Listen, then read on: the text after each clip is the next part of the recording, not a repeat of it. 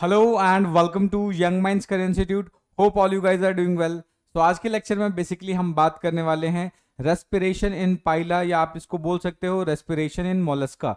समझेंगे कि किस तरीके से पाइला या मोलस्का के अंदर रेस्पिरेशन होते हैं, कौन कौन से ऐसे स्ट्रक्चर हैं जो रिस्पॉन्सिबल होते हैं रेस्पिरेशन के लिए।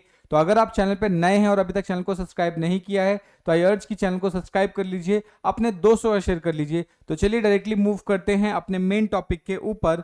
लेकिन उससे पहले अगर आप बीएससी जूलॉजी सेमेस्टर 1 या सेमेस्टर 2 के स्टूडेंट है तो आप सभी लोगों के लिए हमने अपना कंप्लीट कोर्स लॉन्च किया है जिसका प्राइस जस्ट 599 है। तो इसको एक बार आप जाके एप्लीकेशन पे चेकआउट कर सकते हैं, उसका लिंक आपको डिस्क्रिप्शन में मिल जाएगा।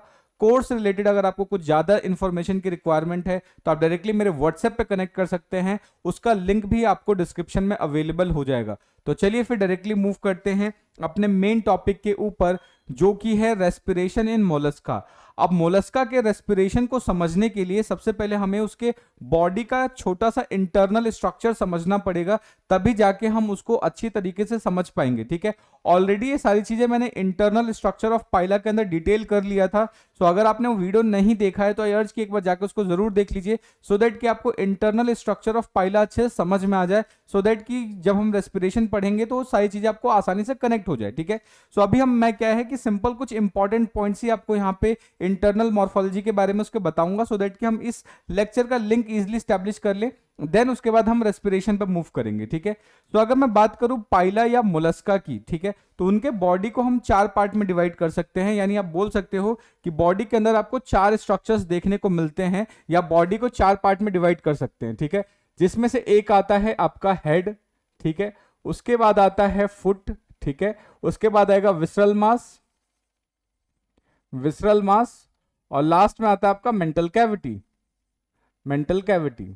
ठीक है, सो बेसिकली कोई भी मोलस्का है या पाइला है उसको हम क्या कर सकते हैं, उसकी बॉडी को इस तरीके से 4 पार्ट में डिवाइड कर सकते हैं। ठीक है, अब यहां पर जो हमें समझना है, ठीक है, वो समझना है मेंटल कैविटी के बारे में, बिकॉज वो इंपॉर्टेंट है रेस्पिरेशन को समझने के लिए। ठीक है, सो होता क्या है कि अगर हम बात करें विसरल मास का सिंपल मतलब है कि बॉडी के अंदर जो डेलिकेट ऑर्गन है जहां पे प्रेजेंट होते हैं वो उसका विसरल मास कहलाता है। ठीक है, यानी डेलिकेट ऑर्गन से आप बोल सकते हैं बॉडी के जो इंटरनल ऑर्गन है वो सारे मिलके क्या बनाते हैं, विसरल मास बनाते हैं। ठीक है, सब होगा क्या, इसको हम ऐसे समझेंगे। मान लेते हैं ये पाइला का पूरा इंटरनल स्ट्रक्चर है, इंटरनल ऑर्गन्स है, ये सारा ये जो मैंने मुट्ठी बना रखी है उसको ऐसा मान के चलिए कि ये पूरा का पूरा क्या है, पाइला का इंटरनल स्ट्रक्चर्स है। ठीक है, इंटरनल ऑर्गन्स प्रेजेंट है। ठीक है, अब होगा क्या, इस इंटरनल स्ट्रक्चर को कवर करने के लिए, इसको ढकने के लिए, इसको प्रोटेक्शन प्रोवाइड करने के लिए क्या होगा, इसके ऊपर एक लेयर प्रेजेंट होता है। ठीक है, इसके ऊपर क्या है, एक लेयर प्रेजेंट है। तो सपोज करो कि अंदर क्या है, कोई सब्सटेंस है या पूरा ऑर्गन प्रेजेंट है, ऊपर से मैंने क्या किया कि उसको कवर कर दिया, उसको प्रोटेक्शन प्रोवाइड कर दिया। तो ऊपर की जो लेयर है उस लेयर को हम क्या बोलेंगे, मेंटल, उसको क्या बोलेंगे, मेंटल बोलेंगे। और उस मेंटल की वजह से, जैसे सपोज करो कि ये जो बेसिकली दोनों हाथ है, मैंने इसको इस तरीके से किया तो बीच में एक स्पेस क्रिएट होगा, तो वो जो स्पेस क्रिएट होगा that space is called as mental cavity. तो ऊपर की जो लेयर है, ये हाथ जो होगा मेरा वो मेंटल लेयर होगा, और इस हाथ की वजह से जो अंदर जो स्पेस बनेगा that space is called as mental cavity. तो हमें सिर्फ मेंटल कैविटी को याद रखना है यहाँ पे, ये इंपॉर्टेंट है। ठीक है, सो मेंटल की वजह से, तो बेसिकली क्या है, ये जो डायग्राम आप देख रहे हो, इस डायग्राम में हो क्या रहा है कि जो पूरा का पूरा जो मेंटल है उसको कट करके सेपरेट किया गया है, अलग किया गया है। ठीक है, तो जैसे ही हम मेंटल वाली लेयर को हटाएंगे तो अंदर की तरफ हमें क्या देखने को मिलेगा, एक खाली स्पेस, यानी मेंटल कैविटी देखने को मिलेगा। अब यहां पे जो सबसे इंपॉर्टेंट चीज है वो ध्यान रखना है। सपोज करो कि ये अंदर वाला जो स्पेस खाली है that is your mantle cavity, और ऊपर की तरफ ये जो लेयर देख रहे हो that layer is known as mental. ठीक है, अब ये जो मेंटल कैविटी है उसके अंदर एक स्ट्रक्चर प्रेजेंट होगा जिसको हम बोलते हैं एपिटीनिया। यहां पर आप देख पाओगे कि एक स्ट्रक्चर होता है जिसको हम नाम देते हैं एपिटीनिया। ठीक है, ये जो स्ट्रक्चर आप देख रहे हो इसको बोलते हैं एपिटीनिया। अब ये इंपॉर्टेंट स्ट्रक्चर क्यों है, इसको क्यों याद रखना है, क्योंकि यही स्ट्रक्चर क्या करेगा कि जो मेंटल कैविटी है उसको 2 चैम्बर्स में डिवाइड कर देता है। ठीक है, इस पर्टिकुलर एपिटीनिया की वजह से ये पूरा का पूरा क्या था, मेंटल कैविटी था। ये पूरा का पूरा क्या है, मेंटल कैविटी है। लेकिन उसके अंदर ये स्ट्रक्चर प्रेजेंट होता है जिसको हम बोलते हैं एपिटीनिया। ठीक है, अब ये जो एपिटीनिया है वो क्या करेगा, मेंटल कैविटी को दो चैम्बर्स में डिवाइड कर देगा, जिसमें से एक होगा आपका ब्रैंकियल चैम्बर,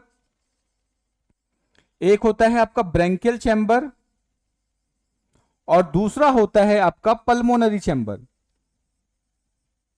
पल्मोनरी चैम्बर। ठीक है, तो ध्यान रखना है यहां पर मेंटल कैविटी को एपिटीनिया ने दो पार्ट में डिवाइड कर दिया, that is your branchial chamber और दूसरा क्या है, पल्मोनरी चैम्बर। ठीक है, अब ये जो दोनों चैम्बर है ये रिस्पॉन्सिबल होता है रेस्पिरेशन के लिए। अब कैसे रेस्पिरेशन के लिए रिस्पॉन्सिबल होता है इसको अब समझने की कोशिश करते हैं। आई होप आपको ये डायग्राम अच्छे से समझ में आ गया होगा, क्योंकि अब इन्हीं डायग्राम्स के हमें रिक्वायरमेंट होगी रेस्पिरेशन इन पाइला समझने के लिए। ठीक है, अगर यहां तक कोई डाउट है, कोई सजेशन है तो आप कमेंट करके बता सकते हैं। तो चलिए फिर अब आगे समझेंगे कि बेसिकली ब्रैंकियल चैम्बर और पल्मोनरी चैम्बर में किस तरीके से रेस्पिरेशन होता है उसको समझने की कोशिश। अगर हम पाइला की बात करें तो पाइला क्या है, एम्फीबियस टाइप का लाइफ शो करता है, मींस कि वो पानी में भी रह सकता है और लैंड पर भी रह सकता है। अब क्योंकि वो दोनों जगह रह सकता है तो दोनों जगह रेस्पिरेशन करना पड़ेगा। तो पाइला के अंदर हम देखेंगे कि हमें एरियल रेस्पिरेशन भी देखने को मिलता है और एक्वेटिक रेस्पिरेशन भी देखने को मिलता है, यानी वो पानी में भी रेस्पिरेशन कर सकता है और लैंड पर भी रेस्पिरेशन कर सकता है। तो लैंड पर जो रेस्पिरेशन होगा उसको क्या नाम देंगे, उसको नाम देंगे एरियल रेस्पिरेशन।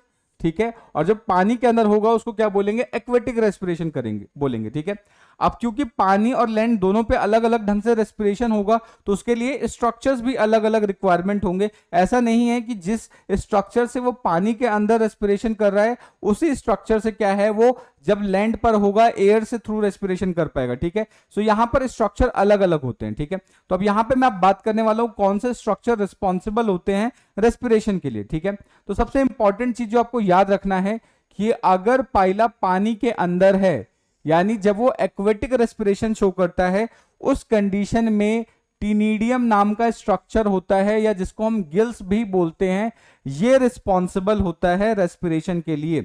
और ये जो टीनिडियम है, ये टीनिडियम आपका प्रेजेंट होता है ब्रैंकियल चैम्बर के अंदर। वो अभी जो हमने बेसिकली मेंटल कैविटी को दो पार्ट में डिवाइड किया था, जिसमें से एक को ब्रैंकियल चैम्बर और एक को पल्मोनरी चैम्बर बोला था, तो उसमें से जो ब्रैंकियल चैम्बर है,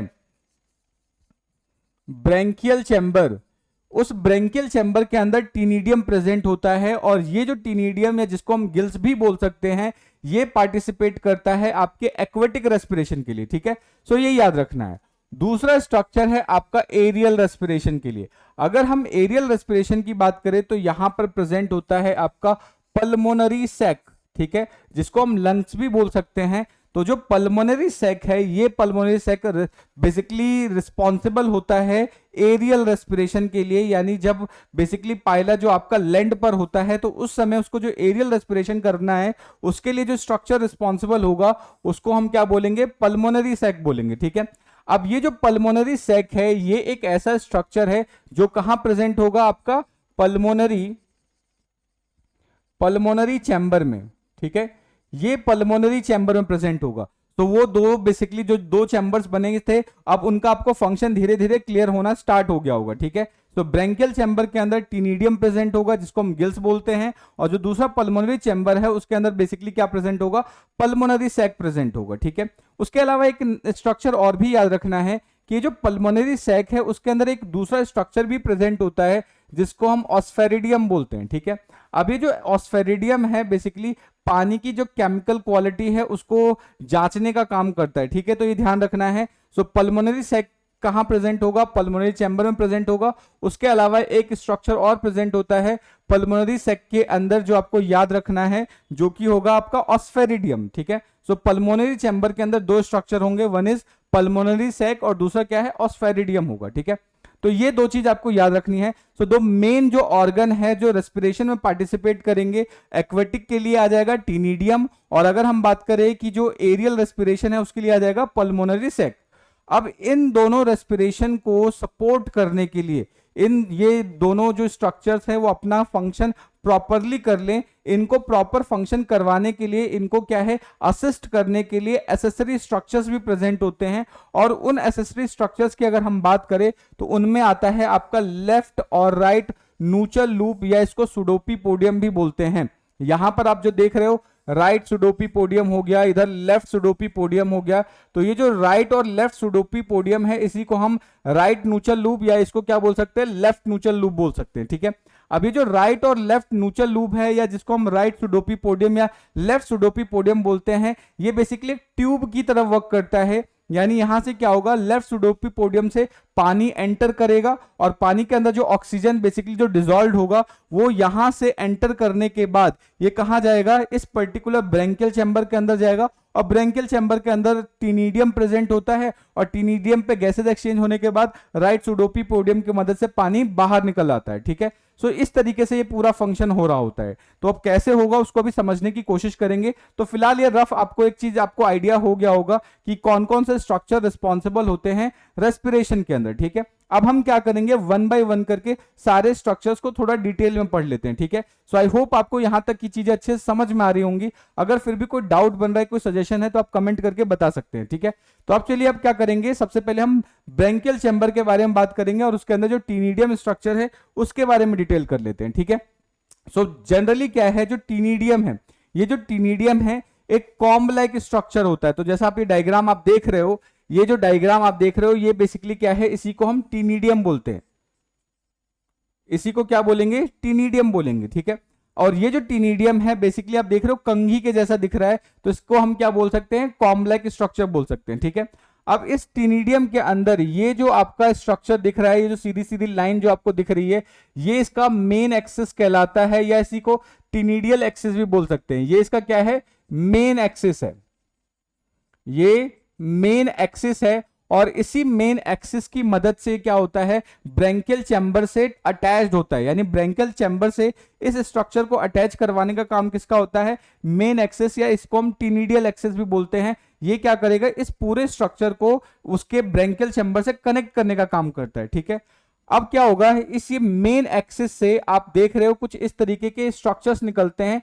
इन स्ट्रक्चर्स को हम लैमेली बोलते हैं। ठीक है, इन स्ट्रक्चर्स को क्या बोलेंगे, लैमेली बोलेंगे या इसको टीनिडियल लैमेली भी बोला जा सकता है। लैमेली या टीनिडियल लैमेली दोनों में से कुछ भी आप बोल सकते हो। ठीक है, सो ये टीनिडियल लैमेली है। और अगर इसका स्ट्रक्चर देखेंगे तो जो सेंटर में है, सेंटर में इसकी जो लंबाई है वो ज्यादा हो जाती है, लेकिन अगर हम साइड्स की बात करें तो यहां पर इसकी जो लंबाई है वो क्या है, कम होती है। ठीक है, तो ये चीज आपको याद रखना है।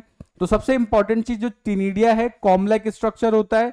ठीक है, जिसमें एक मेन एक्सिस होता है और लैमेला प्रेजेंट होता है। अब ये जो लैमेला होते हैं वो ट्रायंगुलर शेप के होते हैं, यानी देखने में ट्रायंगुलर शेप के दिखेंगे आपको। तो अगर मैंने अब क्या किया है कि एक टीनिडिया को थोड़ा सा यहाँ पे बड़ा करके दिखाया है। ठीक है, सो ये जो स्ट्रक्चर आप देख रहे हो ये वाला क्या था, मेन एक्सिस। अब यहां से इंपॉर्टेंट चीजें स्टार्ट हो जाती हैं, आपको ध्यान से समझना है। ठीक है, अब ये जो मेन एक्सिस है, मेन एक्सिस के अंदर बेसिकली क्या है, दो ब्लड वेसल्स की स्पेस प्रेजेंट होता है, जिसमें से एक है आपका एफरेंट ब्लड वेसल और दूसरा है इफरेंट ब्लड वेसल। एक है एफरेंट और एक है इफरेंट। ऊपर वाला आप देख रहे हो वो क्या है, एफरेंट ब्लड वेसल और नीचे वाला है इफरेंट ब्लड वेसल्स। तो अब होगा क्या कि जो पानी के अंदर या बोल सकते हैं कि जो डीऑक्सीजनेटेड ब्लड है जिसके अंदर कार्बन डाइऑक्साइड है कि का जो अमाउंट है वो ज्यादा है, वो क्या होगा, जो डीऑक्सीजनेटेड ब्लड है वो इस एफरेंट ब्लड वेसल्स की मदद से एंटर करेगा।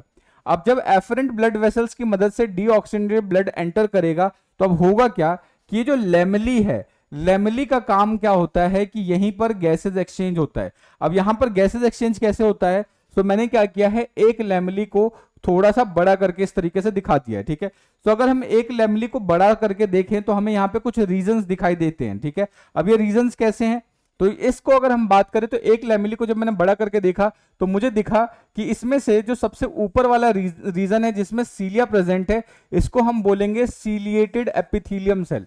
क्योंकि यहां पर सीलिया प्रेजेंट है इसलिए इसको बोलेंगे सीलिएटेड एपिथेलियम सेल। ठीक है, उसके जस्ट नीचे क्या है, सीलिया एब्सेंट है, सीलिया प्रेजेंट नहीं है, तो इसको बोलेंगे नॉन सीलिएटेड एपिथेलियम सेल्स। अब क्योंकि एपिथेलियम सेल्स बहुत पतले होते हैं तो गैसेज एक्सचेंज कर पाना आसान होता है। ठीक है, उसके जस्ट नीचे क्या होता है आपका बेसमेंट मेम्ब्रेन। जैसे ही नॉन सीलिएटेड एपिथेलियम कनेक्ट खत्म होता है फिर आ जाता है बेसमेंट मेम्ब्रेन, फिर आ जाता है आपका कनेक्टिव टिश्यू का लेयर, फिर आता है मसल फाइबर का लेयर और लास्ट में आता है आपका पेलियल एपिथेलियम। अब ये जो पेलियल एपिथेलियम है, यही पेलियल एपिथेलियम क्या करेगा कि एक्सिस के साथ मिलके उसको ब्रेंकियल चैम्बर से कनेक्ट करने का काम करता है। ठीक है, सो अब बेसिकली गैसेज एक्सचेंज होता कैसे उसको समझते हैं। जो टीनिडिया है आप देख रहे हो उसका जो डायग्राम है कुछ इस तरीके से इसका डायग्राम दिख रहा है, स्नेक लाइक डायग्राम आपको दिख रहा है ऐसे करके, ठीक है। सो होगा क्या कि जब पानी या ब्लड इसके अंदर जब एंटर कर रहा होता है तो जो डीऑक्सीजनेटेड ब्लड है उसके अंदर होगा क्या कि ये जो पर्टिकुलर स्ट्रक्चर्स है यहां पर जैसे ही फ्लो करेगा, फ्लो करते ही क्या होगा कि यहां पर कुछ समय इसको टाइम मिल जाएगा और टाइम मिलते ही क्या होगा यहां से गैसेस एक्सचेंज हो जाएगा, जो कार्बन डाइऑक्साइड है वो बाहर निकलेगा और ऑक्सीजन क्या है दोबारा से फिल कर दिया जाएगा, ठीक है। कार्बन डाइऑक्साइड बाहर निकलेगा और ऑक्सीजन को दोबारा फिल कर दिया जाएगा, इसलिए कुछ इस तरीके के वेवी स्ट्रक्चर्स प्रेजेंट होते हैं इसके अंदर। सो हो क्या रहा है कि यहां से डीऑक्सीजनेटेड ब्लड एंटर करेगा, डीऑक्सीजनेटेड ब्लड एंटर करने के बाद इन पर्टिकुलर स्ट्रक्चर से पास आउट होगा और यहां पर इसको क्या कर दिया जाएगा, ऑक्सीजनेट कर दिया जाएगा, यानी कार्बन डाइऑक्साइड इस तरीके से निकाल के इसके अंदर ऑक्सीजन की फिलिंग कर दी जाएगी और जैसे ही ऑक्सीजन की फिलिंग होगी दोबारा से क्या है इफरेंट ब्लड वेसल से ऑक्सीजनेटेड ब्लड बाहर निकल के बाकी दूसरे बॉडी पार्ट्स को ट्रांसफर कर दिया जाता है।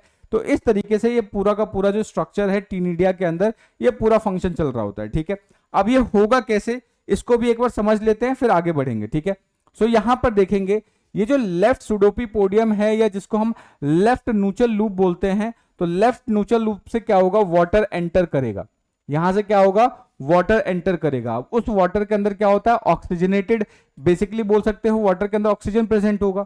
ये वाटर क्या करेगा इस तरीके से एंटर करेगा, एंटर करने के बाद ये जो आपका ये ब्रेंकियल चैम्बर है ब्रेंकियल चैम्बर के अंदर जाएगा और ब्रेंकियल चैम्बर के अंदर ये जो टीनिडिया है जो वेबी स्ट्रक्चर्स है उसके अंदर पानी से क्या होगा ऑक्सीजन को निकाल दिया जाएगा, उससे पानी से ऑक्सीजन निकाल दिया जाएगा और उसके बाद क्या है कार्बन डाइऑक्साइड उसके अंदर मतलब कि दोबारा से ऐड करके और राइट सुडोपीपोडियम से क्या है ये पूरा का पूरा पानी बाहर निकलेगा, ठीक है। सो यहां से एंटर करेगा, यहां पर गैसेस एक्सचेंज होगा और होने के बाद राइट सुडोपीपोडियम से ये बाहर की तरफ निकल जाता है, ठीक है। सो ये चीज आपको इसके बारे में याद रखना है। सो आई होप आपको ये पूरा जो टीनिडियम वाला पार्ट है अच्छे से समझ में आ गया होगा। अगर फिर भी कोई डाउट बन रहा है, कोई सजेशन है तो आप कमेंट करके बता सकते हैं। तो अब क्या कर रहे हैं इसको एक बार फटाफट पीपीटी की मदद से भी समझ लेते हैं, ठीक है। सो ये क्या है located on the right side of the branchial chamber. टीनिडियम कहां प्रेजेंट होता है राइट साइड प्रेजेंट होता है और कहां पर प्रेजेंट होगा ब्रेंकियल चैम्बर पे होगा, ठीक है। और ये अटैच किससे होता है मेंटल वॉल से अटैच्ड होगा थ्रू द टीनिडियल एक्सिस, टीनिडियल एक्सिस से ये अटैच्ड होगा, ठीक है। अभी जो टीनिडियल एक्सिस है, ठीक है, ये क्या करेगा इसके अंदर एफरेंट ब्लड वेसल्स प्रेजेंट होता है जो कि डीऑक्सीजनेटेड ब्लड को गिल्स तक लेके जाता है, ठीक है। और इफरेंट ब्लड वेसल्स का काम क्या होता है कि ऑक्सीजनेटेड ब्लड को हार्ट तक लेके आने का काम करेगा, ये चीज आपको याद रखना है। नेक्स्ट अगर हम बात करें कि जो यहां पर जो एक्सिस है एक्सिस के पास आप देखोगे ट्रायंगुलर लीफलेट्स प्रेजेंट होता है जिसको हम लैमली बोलते हैं या टीनिडियल लैमली बोलेंगे, ठीक है। ये चीज आपको इसके बारे में याद रखना है। उसके बाद जो टीनिडियम है ये लैमली से कंपोज्ड होता है जिसकी जो बेसिकली साइज है वो अनइक्वल साइज का होगा, ठीक है, ये याद रखना है। उसके बाद क्या है जो ब्लड फ्लो करता है थ्रू द ट्रांसवर्स रिब्स और plates containing blood vessels with in each lamina, each lamina के अंदर ब्लड वेसल्स प्रेजेंट होता है जहां पर बेसिकली क्या है गैसेस एक्सचेंज का काम होगा, ठीक है। नेक्स्ट यहां पर क्या है जो टीनिडियम है ये एक ऐसा ऑर्गन है जो लेफ्ट साइड में प्रेजेंट होना चाहिए लेकिन बिकॉज ऑफ टोरिजन वो क्या है राइट साइड में शिफ्ट हो जाता है, ये चीज आपको याद रखना है। यानी बिफोर टोरिजन टीनिडिया कहां प्रेजेंट था लेफ्ट साइड में प्रेजेंट था लेकिन टोरिजन की वजह से क्या है वो राइट साइड में आ जाता है, तो ये चीज इसके बारे में आपको याद रखनी है। नेक्स्ट अगर हम बात करें जो लेमिला है, ठीक है, जो टीनिडिया का जो लेमिना है वो क्या है डबल लेयर ऑफ एपिथेलियम से बना होता है जिसमें से सबसे ऊपर एक नॉन सीलिएटेड पार्ट होगा, दूसरा क्या होता है सीलिएटेड पार्ट होगा और लास्ट वाला क्या होता है ग्लैंडुलर पार्ट है। तो ऊपर ये क्या है सीलिएटेड है फिर नॉन सीलिएटेड है और लास्ट वाला पार्ट कैसा होता है ग्लैंडुलर पार्ट है जिसका काम क्या है कि उसको अटैच करवाने का काम होता है बेसमेंट मेम्ब्रेन से, ठीक है। अब जो बेस लेयर है वो क्या है कनेक्टिव टिश्यू और किससे ऑब्लिक मसल फाइबर से बना हुआ होगा। तो ये जो नीचे वाला जो बेस वाला टिश्यू है वो किससे बना है कनेक्टिव टिश्यू और मसल फाइबर से मिलके बनता है, ठीक है। तो ये नाम आपको याद रखना है। अब ये जो पेलियल एपिथेलियम है जो सबसे लोअर वाला पार्ट है जो पेलियल एपिथेलियम है वो क्या होता है बेस ऑफ द लेयर्स यानी सबसे नीचे प्रेजेंट होगा, ठीक है। अब कनेक्टिव टिश्यू जो है वो क्या है बाइंड्स द मसल्स फाइबर, ये मसल्स फाइबर को बांधने का काम करते हैं और फाइनली बाद में उसको अटैचमेंट के लिए हेल्प करेंगे, ठीक है। सो ये याद रखना है इसके बारे में। नेक्स्ट अब बात करते हैं पल्मोनरी सैक। पल्मोनरी सैक का काम क्या होता है जब सपोज करो कि जो मोलस्का है या पाइला है वो पानी से निकल के क्या आता है, जमीन पर आ जाता है, या आप बोल सकते हैं उसका पूरा शेल क्या है, पानी के ऊपर फ्लोट कर रहा है, तो उस केस में क्या है, वो पानी से रेस्पिरेशन नहीं कर सकता। अब वो क्या करेगा, एयर के थ्रू रेस्पिरेशन करेगा। तो एयर के थ्रू कैसे रेस्पिरेशन करता है, अगेन जो पल्मोनरी सैक है वो मेंटल कैविटी से लटका हुआ रहता है। जैसे सपोज करो ये मेंटल वाली लेयर है, और इसी मेंटल से क्या होगा, इस तरीके से लटका हुआ होता है पल्मोनरी सैक। पल्मोनरी सैक ऐसे लटका हुआ रहता है।